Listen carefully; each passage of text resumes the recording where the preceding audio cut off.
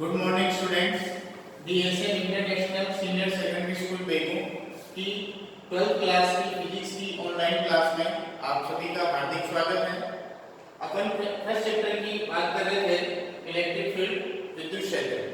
उसमें अपन ने पिछले कुछ वीडियो के माध्यम से कुछ टॉपिक्स को क्लियर किया है। जैसे लास्ट टाइम अपना जो कल वाला टॉपिक था वो अपना टॉपिक था बहु आवेशों के मध्य लगने वाला बल। एक अपन ने Q0 एक आवेश लिया था, चार्ज लिया था और इसके चारों तरफ अपन ने कई सारे आवेश माने थे।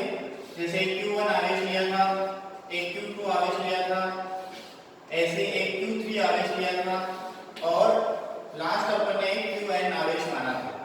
इन सभी की जैसे Q0 की Q1 से जो दूरी थी वो R1 ली, ऐसे ही R2, R3, Rn, ये सारी दूरियां लेने के बाद अलग अलग जैसे Q0 Q1 के बीच में अपन ने बल निकाला, Q0 Q2 के बीच में बल निकाला, Q0 Q3 के बीच में बल निकाला, ऐसे ही n के पद की बात करी अपन ने और उन सारे बलों को अध्यारोपण के सिद्धांत में अपन ने फीड किया तो अपने को परिणामी बल मिला F = K Q0 sigma I = 1 to n QI upon RI का स्क्वायर RI का क्यूब। ये सभी सूत्र में मैंने सूत्र लिखा है जहां यूनिट वेक्टर भी आता है और वेक्टर जो दूरी होती है उस पर वेक्टर लगाया जाता है। जो आवेशों के मध्य दूरी है वो वेक्टर में लिखा जाएगा, यानी उनके ऊपर ऐसा एक तीर का निशान लगाया जाएगा जो कि वेक्टर को बताएगा, सदिश को बताएगा। ये लास्ट अपना कल का टॉपिक था। यहां से अपन आज आगे बढ़ते हैं। आज का अपना पहला टॉपिक है आवेशों का वितरण। आज का अपना पहला टॉपिक लेते हैं आवेशों का वितरण।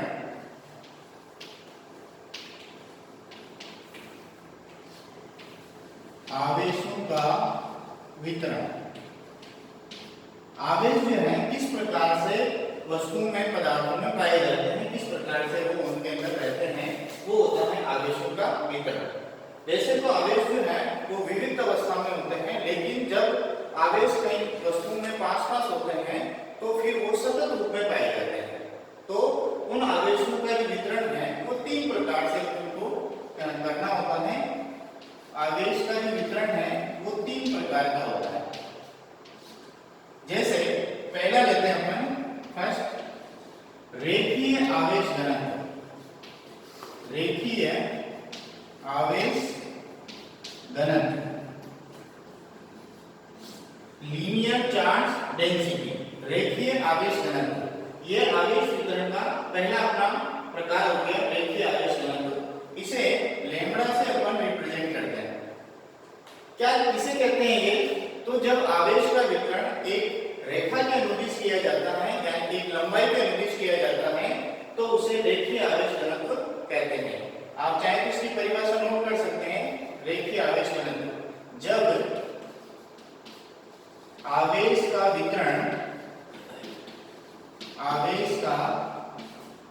वितरण लंबाई के अनुदिश किया गया हो, लंबाई के अनुदिश किया गया हो,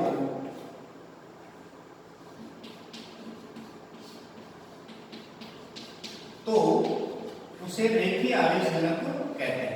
उसे रेखीय आवेश घनत्व कहते हैं। किससे लिखते हैं अपन? इसे लैम्ब्डा से रिप्रेजेंट करते हैं। अगर इसका फॉर्मूला अपन बनाएं तो रेखीय आवेश घनत्व लैम्ब्डा = होता है अपना आवेश बटेवा लंबाई। आवेश को किससे लिखते हैं? Q से। इसको अपन लिखें तो Q/L। लंबाई को अगर L से लिखें और आवेश को Q से लिखें तो अपना फॉर्मूला बनता है लैम्ब्डा = Q/L। अगर इसकी मात्रक की बात करते हैं अपन, इसके यूनिट की बात करें तो मात्रक क्या बनेगा?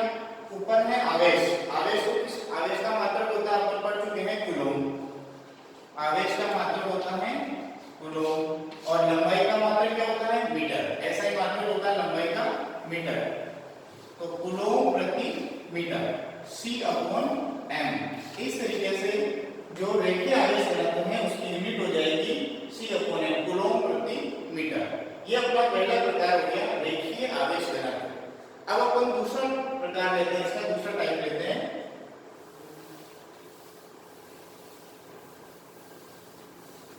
आवेशों के वितरण की बात कर रहे हैं। आवेशों का वितरण सतत होता है। तीन प्रकार होते हैं इसके। फर्स्ट अपन ने लिया था रेखीय आवेश घनत्व, लीनियर चार्ज डेंसिटी। दूसरा अपन लेते हैं पृष्ठीय आवेश घनत्व। पृष्ठीय आवेश घनत्व। पृष्ठीय आवेश घनत्व को सिग्मा से लिखा जाता है। पृष्ठीय आवेश घनत्व ये एरिया की बात करता है, इसमें लंबाई और चौड़ाई दोनों दिशाओं को लिया जाता है। तो एरिया चार्ज डेंसिटी पृष्ठीय आवेश घनत्व किसे कहेंगे? अगर इसकी परिभाषा देखी जाए तो जब आवेश का वितरण लंबाई और चौड़ाई दो दिशाओं में हो तो उसे पृष्ठीय आवेश घनत्व कहते हैं। नोट कर सकते हैं आप लोग। जब आवेश का वितरण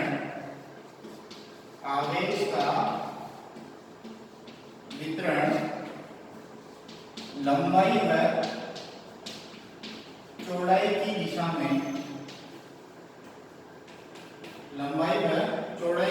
में किया जाए तो उसे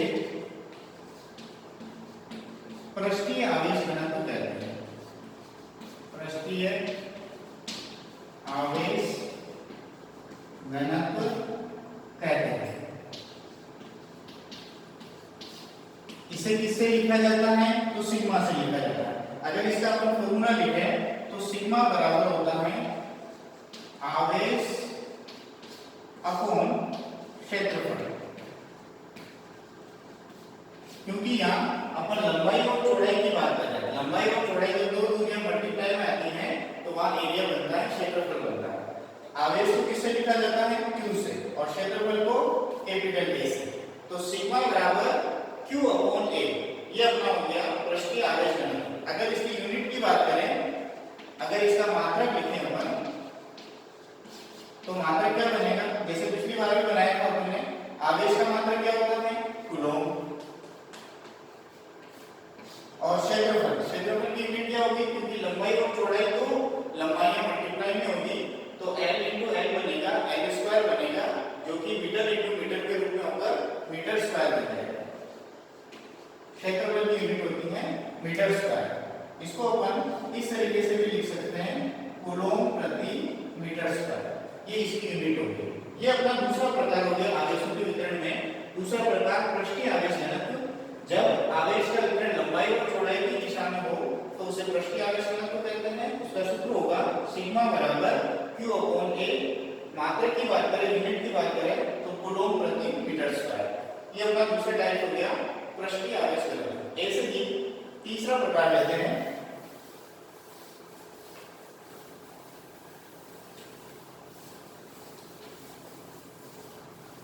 तीसरे प्रकार की बात करें, तीसरा प्रकार होता है आवेशों के वितरण में आयतनीय आवेश घनत्व। आयतनीय आवेश घनत्व, इसे रो से लिखा जाता है। उल्टा मुंह की तरह रो का नोटेशन होता है। आयतनीय आवेश घनत्व, इसको रो से रिप्रेजेंट करते हैं। परिभाषा क्या होगी इसकी? तो जब आवेश का वितरण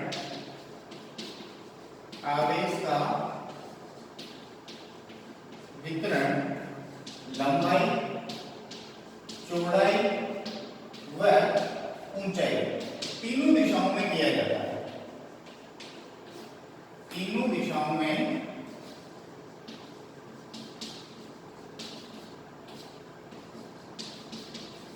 किया जाए तो उसे अपन आयतनीय आवेश घनत्व कहते हैं।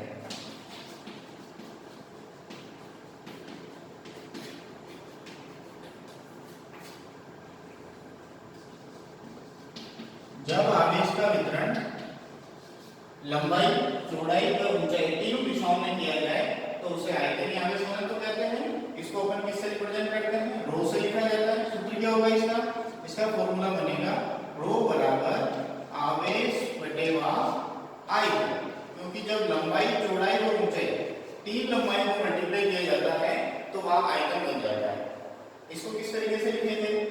आवेश को लिखा जाता है Q से और आयतन को किससे लिखते हैं अपन? V से। कैपिटल V से आयतन को लिखा जाता है। तो ये फॉर्मूला बनेगा रो बराबर Q अपॉन V। अगर इसकी यूनिट की बात करें, मात्रक की बात करते हैं, तो इसका मात्रक क्या बनेगा? आवेश का मात्रक होता है वही, समझ गए आप लोग, कूलम होता है। और तो यहाँ भी आयतन क्या होगा? लंबाई चौड़ाई ऊंचाई, तीनों लंबाइयां हैं इसके मीटर क्यूब। अगर इसको शॉर्ट में लिखें अपन तो C upon m cube, coulomb प्रति मीटर क्यूब। ये अपनी आयतनीय आवेश घनत्व की यूनिट होगी। तो ये तीन प्रकार के अपने आवेशों का वितरण हुआ। पहला था रेखीय आवेश घनत्व यानी कि लीनियर चार्ज डेंसिटी, दूसरा था पृष्ठीय आवेश घनत्व और तीसरा अपना आयतनीय आवेश घनत्व जिसे रो से लिखा जाएगा। यानी कि जब आवेश का वितरण लंबाई चौड़ाई और ऊंचाई तीनों दिशाओं में किया जाता है तो उसे अपन आयतनीय आवेश घनत्व कहा जाता है। रो बराबर फॉर्मूला बनेगा रो बराबर Q अपॉन V और उसकी यूनिट होगी कूलम प्रति मीटर क्यूब। ये अपने आवेशों का वितरण जो है टॉपिक क्लियर हुआ। नेक्स्ट टॉपिक लेते हैं अपन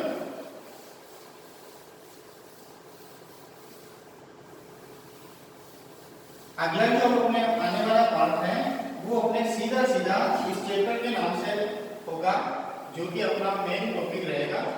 अभी तक जो अपन पढ़ रहे थे वो एक बेसिक नॉलेज था, जो कि इलेक्ट्रिक फील्ड बनाने वाले जो चार्ज है, आवेश है, उसके बारे में सारी चीजें अपन पढ़ रहे थे। अब अपन सीधी बात करेंगे विद्युत क्षेत्र की। विद्युत क्षेत्र क्या है इसकी भी अपन परिभाषा डेफिनेशन नोट करेंगे। विद्युत क्षेत्र क्या होता है? विद्युत क्षेत्र इलेक्ट्रिक फील्ड। तो जब कोई एक स्थिर आवेश होता है, कोई भी एक आवेश लिया अपन ने, सामान्यतः अपन इस चैप्टर में Q0 एक परीक्षण आवेश लेंगे। इस आवेश के चारों तरफ इसका एक फील्ड बनेगा। अगर इसके अंदर कोई भी अन्य चालक आता है, कोई भी आवेश आता है, तो ये उस पर बल लगाएगा। यानी कि एक आवेश, एक इलेक्ट्रॉन या एक कोई सा भी आवेश, धनात्मक आवेश, उसके चारों तरफ उसका एक प्रभाव क्षेत्र होता है। उस प्रभाव क्षेत्र को अपन विद्युत क्षेत्र कहते हैं। परिभाषा इस तरीके से लिख सकते हैं अपन इसकी,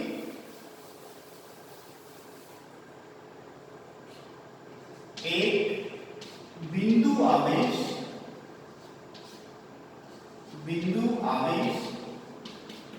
के चारों ओर, एक बिंदु आवेश के चारों ओर का वह क्षेत्र या वह भाग, वह एरिया, वह क्षेत्र जिसमें उसका प्रभाव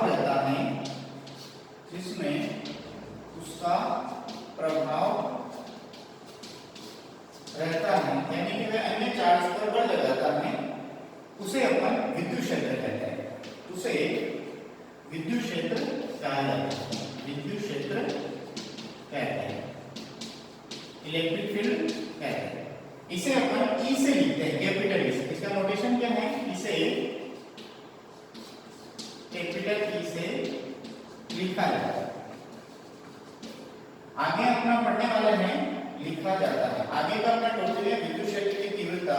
वो एक तरीके से विद्युत क्षेत्र ही है, लेकिन वो अलग अलग जगह है। जब अपन आवेश से थोड़ा दूर जाएंगे तो विद्युत क्षेत्र की तीव्रता जो है वो कम हो जाएगी, जब पास जाएंगे विद्युत क्षेत्र की तीव्रता बढ़ेगी। वहां भी उसे अपन ई से लिखेंगे। तो ये अपना विद्युत क्षेत्र हो गया, जो अपने फर्स्ट चैप्टर का नाम भी यही है। एक बिंदु आवेश के चारों तरफ उसका एक क्षेत्र होगा जिसमें उसका प्रभाव रहता है, यानी कि वो उसमें अन्य चालक को प्रभावित करता है, उसे ही अपन विद्युत क्षेत्र कहते हैं। इसे कैपिटल ई से लिखा जाता है। नोट कर लिया होगा आप लोगों ने। अगला टॉपिक लेते हैं अपन विद्युत क्षेत्र की तीव्रता। इस पूरे चैप्टर में आगे अपन विद्युत क्षेत्र को अपन विद्युत क्षेत्र नहीं कहकर विद्युत क्षेत्र की तीव्रता के नाम से अपन काम में लेंगे।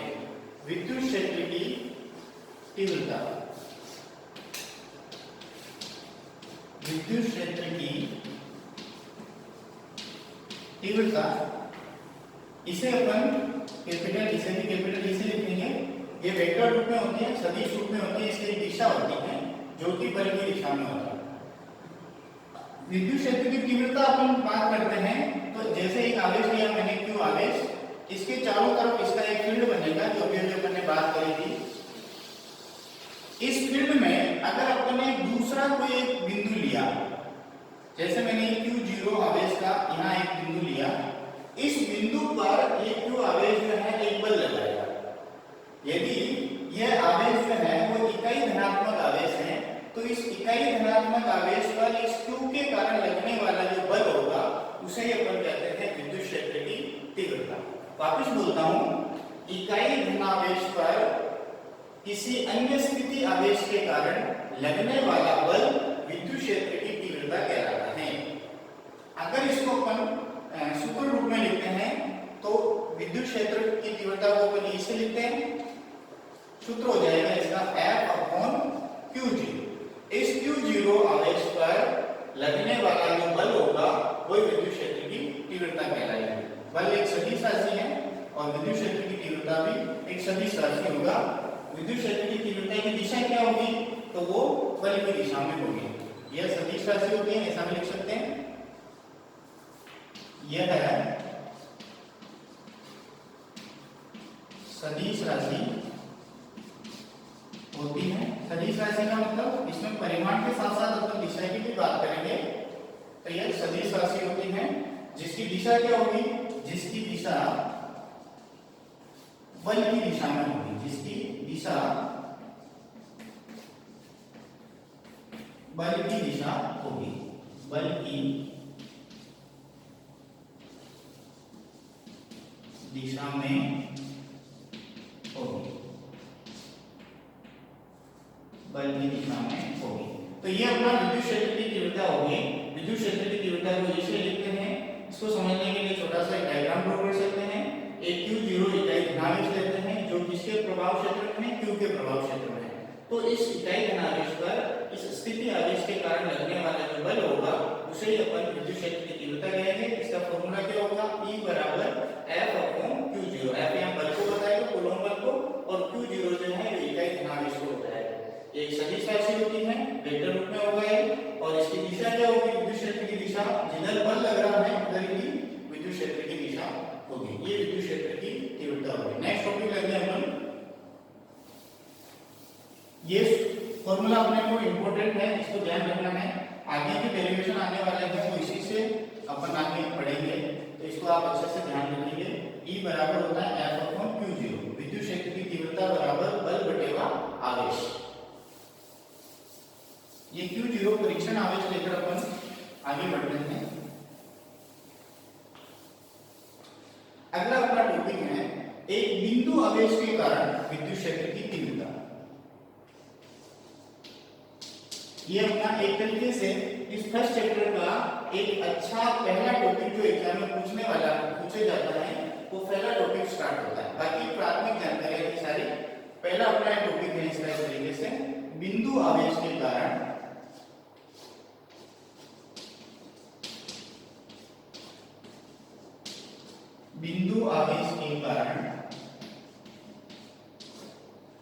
विद्युत क्षेत्र की तीव्रता। बिंदु आवेश के कारण विद्युत क्षेत्र की तीव्रता ज्ञात है।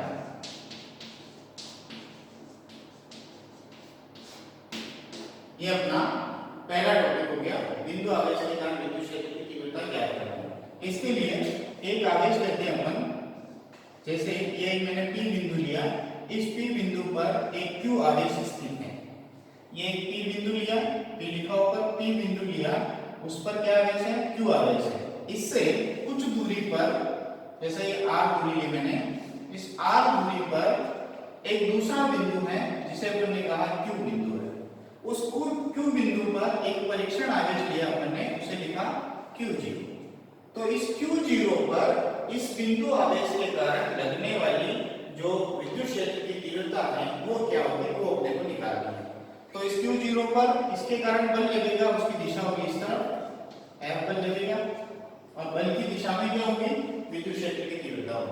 क्योंकि दोनों की दिशा समान होती है, दोनों सदिश राशियां होती है। तो सबसे पहले अपन लिखेंगे Q0 आवेश पर Q0 आवेश पर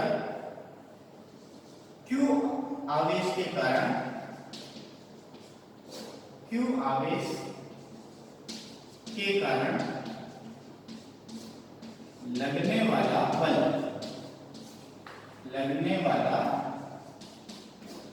ये कौन सा बल है? ये कूलॉम का बल है, जो कि कूलॉम के नियम से पहले निकाल चुके हैं पहले। Q0 आवेश पर Q आवेश के कारण लगने वाला बल वो क्या होगा? वो जो बल होगा उसे अपन लिखेंगे F। ये लिखा आपने F। तो F क्या होगा? K Q0 Q upon R square. सदिश रूप में इसलिए R के ऊपर आप K का निशान लगाएंगे और R K। तो Q0 पर लगने वाला जो Q बिंदु पर आवेश है Q0 उस पर लगने वाला बल होगा F बराबर K Q0 Q upon R square R K। अपने कूलॉम के नियम में क्या पढ़ते हैं अपन? Q1 Q2 upon R1 square. अब यहाँ R1 नहीं है, केवल दूरी दोनों के बीच में R है और दोनों आवेश एक Q है और एक Q0 है, जो दोनों के गुणनफल के बराबर होता है। तो इस तरीके से अपना ये बल हो गया F बराबर K Q0 Q upon R square R K। अब अपन निकालना चाहते हैं इसके विद्युत क्षेत्र की तीव्रता निकालना चाहते हैं। तो विद्युत क्षेत्र की तीव्रता की परिभाषा क्या कहती है अपने को? विद्युत क्षेत्र की तीव्रता की परिभाषा डेफिनेशन जो अभी अभी अपन ने लिखी थी वो क्या कहती है? डेफिनेशन कहती है E बराबर होता है F अपॉन Q0। अभी अभी अपन ने मैंने जस्ट पहले फॉर्मूला लिखा था।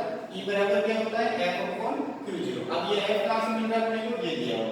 इस F की वैल्यू रखते हैं, F की वैल्यू रखते हैं K Q0 Q upon R square R K और होल अपॉन में कौन है? Q0। अपन देखते हैं कि ऊपर भी जहां Q0 आ रहा है, नीचे अपॉन में भी Q0 आ रहा है। Q0 से Q0 कैंसिल हो जाता है, क्या बचता है? K Q upon R square R K। ये अपना विद्युत क्षेत्र E बनता है, जो किसके कारण होगा? बिंदु आवेश के कारण विद्युत क्षेत्र की तीव्रता को बताएगा। मैं थोड़ा यहाँ लिख देता हूँ। लास्ट अपना रिजल्ट जो बना है वो बिंदु आवेश के कारण विद्युत क्षेत्र की तीव्रता बनी है E बराबर K Q upon R square. K Q upon R square vector रूप में है R K। ये अपना रिजल्ट निकल कर आया, जो कि क्या है? इसको बताता है बिंदु आवेश के कारण विद्युत क्षेत्र की तीव्रता को बताता है। और इससे क्या अर्थ निकल कर आता है कि E जो है वो किस पर डिपेंड हो रहा है? R पर डिपेंड हो रहा है। यानी कि ये R दूरी जितनी ज्यादा होगी, ये Q0 आवेश जितना इस Q से दूर होगा उतनी ही विद्युत क्षेत्र की तीव्रता जो है वो कम होती जाएगी, क्योंकि यहाँ R जो है व्युत्क्रमानुपाती के रूप में आ रहा है। यहाँ से अपन लिख भी सकते हैं रिजल्ट कि विद्युत क्षेत्र की तीव्रता दोनों आवेशों के मध्य की दूरी के वर्ग के व्युत्क्रमानुपाती होती है। यानी कि अर्थात यहाँ से रिजल्ट निकल कर आता है अपने पास E is proportional to 1 upon R square. ये रिजल्ट निकल कर आता है। ये बताता है कि दूरी जितनी ज्यादा होगी विद्युत क्षेत्र की तीव्रता उतनी कम होती जाएगी, और दूरी जितनी कम होगी यानी कि Q जितना पास होगा उस पर लगने वाली तीव्रता जो है उतनी ही ज्यादा होगी। ये सदिश राशि होती है, वेक्टर रूप में इसको लिख रखा अपन ने। तो ये अपना टॉपिक आज का बिंदु आवेश के कारण विद्युत क्षेत्र की तीव्रता जो निकल कर आया E बराबर K upon R square R K। और इससे ये रिजल्ट निकाल सकते हैं अपन कि E is proportional to 1 upon R square, अर्थात ये जो विद्युत क्षेत्र की तीव्रता होगी वो R पर निर्भर करेगी, इसकी दूरी के साथ निर्भर करेगी। आज के अपन ने ये 2-3 टॉपिक लिए हैं, इनमें से आपको कोई भी प्रॉब्लम आती है तो आप व्हाट्सएप पर पूछ सकते हैं। अपने द्वारा जो पढ़ाई गई ऑनलाइन क्लास है इसको अपने दोस्तों के साथ आप शेयर करिए, अपने मित्रों में इसको अधिक से अधिक शेयर कीजिए ताकि सभी बच्चों को इसका लाभ हो। धन्यवाद।